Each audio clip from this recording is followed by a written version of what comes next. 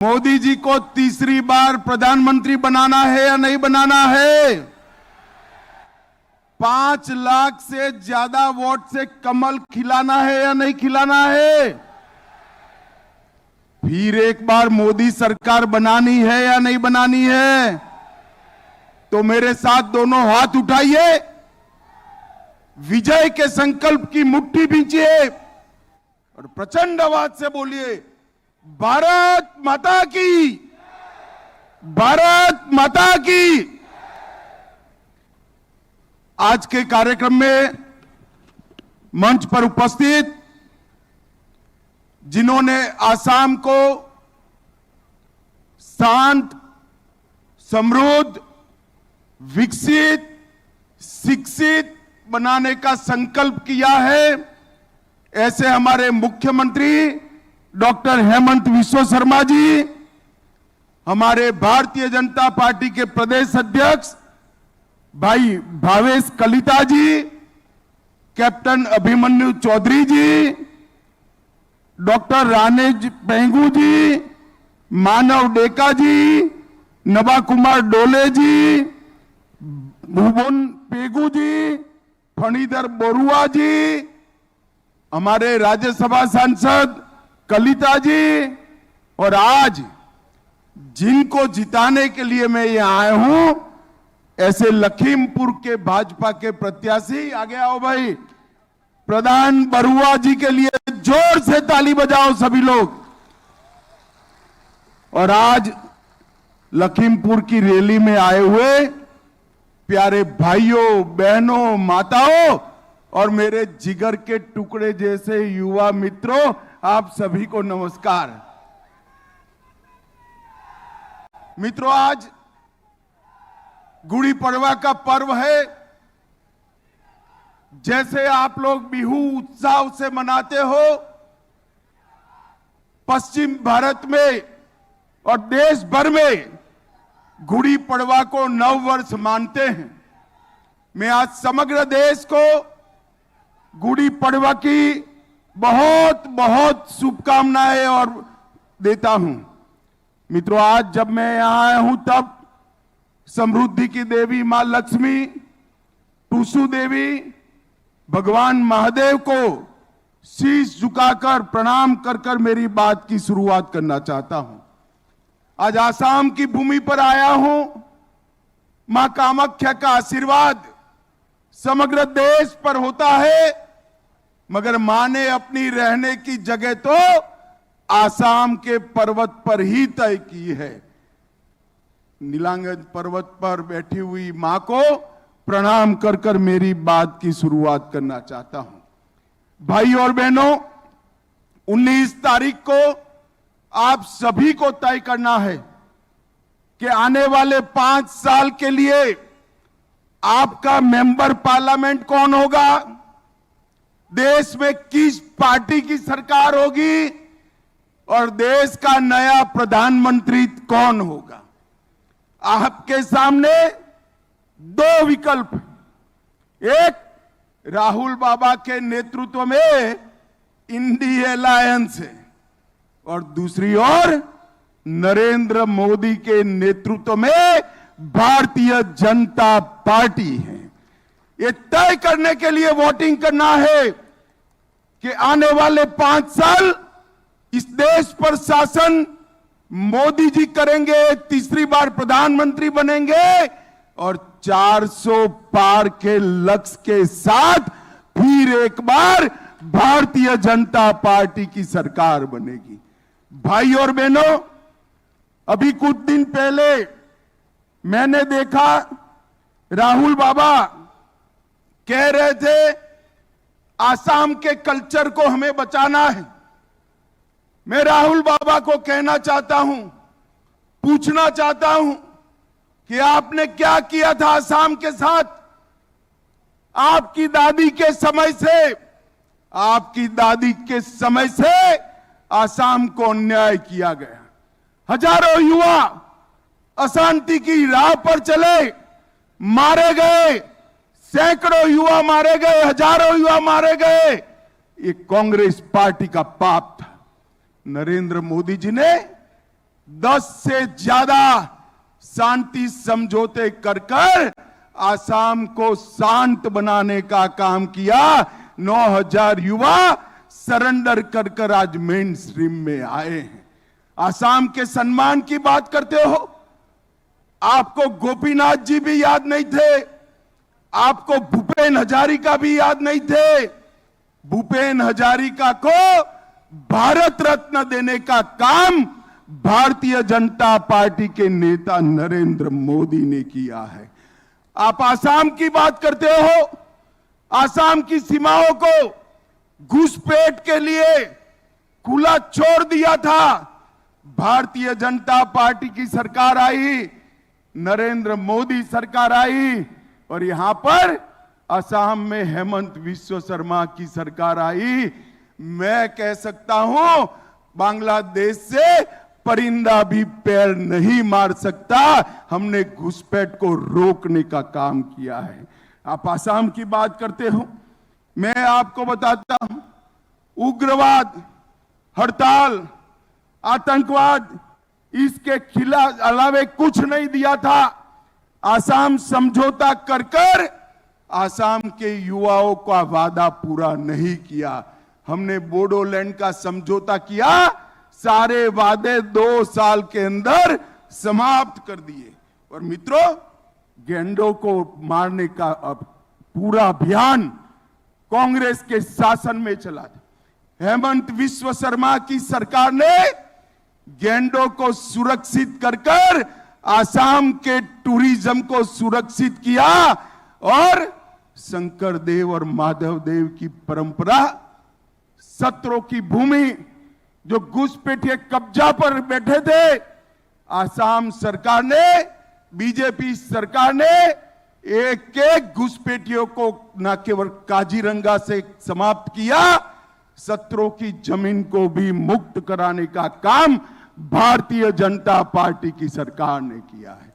और मित्रों, आसाम के कल्चर की बात करें, इतना बड़ा नेता जो मुगलों के सामने इतने वर्षों तक लड़ा, मुगलों को पराजित किया और लसीत बरफुकन के लिए आसाम सरकार ने कुछ नहीं किया था। सालों तक कांग्रेस की सरकार रही, केंद्र में नरेंद्र मोदी आए या हेमंत जी आए, लसीत का गगनचुंबी पुतला बनाकर वो वीर पुत्र को सम्मान देने का काम भारतीय जनता पार्टी ने किया। और सिर्फ असमिया में नहीं, सिर्फ असमिया में नहीं, भारत की 23 भाषाओं में लसीत बरफुकन की कथाएं बच्चे बच्चे तक पहुंचाने का काम भारत ने किया। मित्रों, मैं आज आपको कहने आया हूं, आसाम के अंदर मोदी जी के 10 साल विकास के 10 साल रहे हैं। आसाम के अंदर मोदी जी के 10 साल के अंदर अनेक शांति समझौते हुए, विकास का काम हुआ। और मैं आज आपको कहना चाहता हूं, आसाम आने वाले दिनों में देश के बाकी राज्यों की तरह एक विकसित राज्य बनेगा, इसका मुझे पूरा भरोसा है। भाई और बहनों, मुझे एक बात बताओ कि राम मंदिर बनना चाहिए था या नहीं बनना चाहिए था? जरा जोर से बोलो, बनना चाहिए था या नहीं बनना चाहिए था? एक कांग्रेस पार्टी सालों से राम मंदिर को अटका कर बैठी थी। मोदी जी के समय में ही जजमेंट भी आया, भूमि पूजन भी हुआ और 22 जनवरी को रामलल्ला को अपने भव्य मंदिर में प्रस्थापित करने का काम भी हो गया। और मित्रों, पहली बार 500 साल के बाद रामलल्ला रामनवमी के दिन अपने भव्य मंदिर में बैठे थे। वो हम सब के लिए बहुत बड़ा हर्ष का विषय है। भाई और बहनों, मोदी जी ने न केवल आसाम, पूरे नॉर्थ ईस्ट को बदलने का काम किया है। मोदी जी का एक वाक्य नॉर्थ ईस्ट के हर एक मतदाता ने याद रखने जैसा है। देश का भाग्य तभी बदलता है जब नॉर्थ ईस्ट का भाग्य बदलता है, आसाम का भाग्य बदलता है, और देश का विकास तभी पूरा माना जाएगा जब आसाम का विकास होगा। मित्रों, इसी तहत पूरे आसाम में से 80% क्षेत्र से अपसफा हटाने का काम नरेंद्र मोदी जी ने किया है और यहां पर शांति को स्थापित करने का काम किया है। और आज मैं कांग्रेस के मित्रों को पूछने आया हूं, 10 साल तक यूपीए की सरकार थी, सोनिया मनमोहन की सरकार थी। कांग्रेस सरकार ने आसाम को क्या दिया था? 2004 से 14 तक 10 साल में आसाम के विकास के लिए सिर्फ और सिर्फ 1,62,000 करोड़ रुपया दिया था।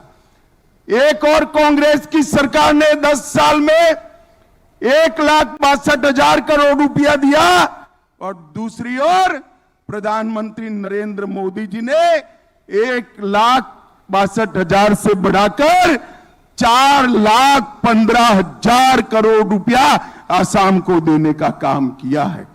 इसके साथ साथ सड़क निर्माण के लिए 30,000 करोड़, 95,000 करोड़ रेलवे के लिए और 10,000 करोड़ एयरपोर्टों के विकास के लिए दिया है। और पूरे आसाम और नॉर्थ ईस्ट को कैंसर से मुक्त बनाने के लिए एक कैंसर के अस्पतालों का जाला बुना गया है। और मैं आपको बताने वाला हूं, आने वाले दिनों में 5 साल में ऐसा समय आएगा कि आसाम से किसी को कैंसर के इलाज के लिए दिल्ली नहीं जाना पड़ेगा, बाकी देश से लोग यहां इलाज करने आएंगे। इस प्रकार की व्यवस्था होगी। मेडिकल कॉलेजों का जाला बुन दिया गया और मैं कहना चाहता हूं मित्रों, एम्स गुवाहाटी में बना, तुमुलपुर में मेडिकल कॉलेज बना, नलबाड़ी में 500 बिस्तर का अस्पताल बना, 500 करोड़ से धुबरी में मेडिकल कॉलेज बना, 500 करोड़ से कोकराझार में मेडिकल कॉलेज बना और करीमगंज का कॉलेज भी 24 तक पूरा हो जाएगा। मोदी जी ने आसाम के गरीबों के लिए लगभग सारी समस्याओं का निवारण किया है। 18 लाख लाभार्थी किसान सम्मान निधि का फायदा प्राप्त करते हैं। 55 लाख घरों में नल से जल पहुंचा है। 1,70,00,000 लोगों को आयुष्मान भारत के कारण 5 लाख तक का स्वास्थ्य का पूरा खर्चा मिल रहा है और 43 लाख शौचालय बनाकर माताओं बहनों को सम्मान करने का काम नरेंद्र मोदी सरकार ने किया है।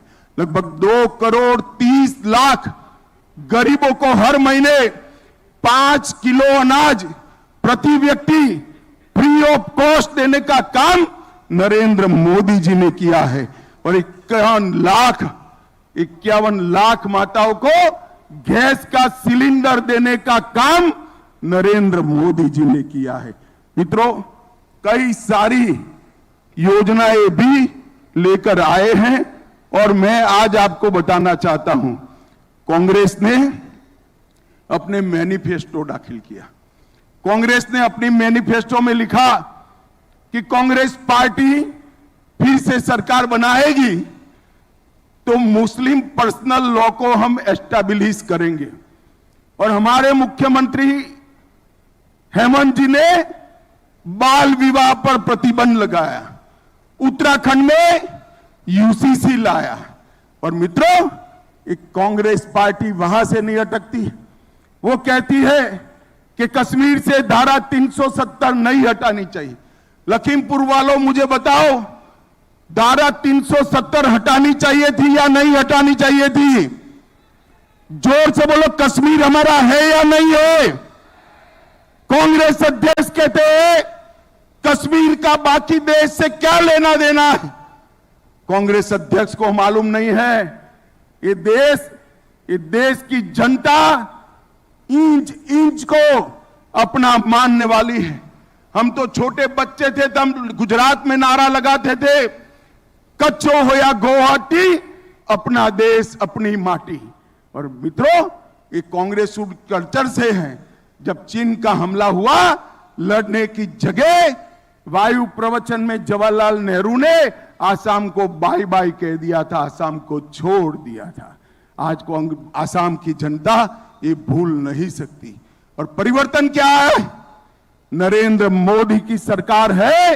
चीन अपनी 1 इंच भूमि पर भी कब्जा नहीं कर सकता। इस प्रकार का शासन नरेंद्र मोदी जी ने दिया है।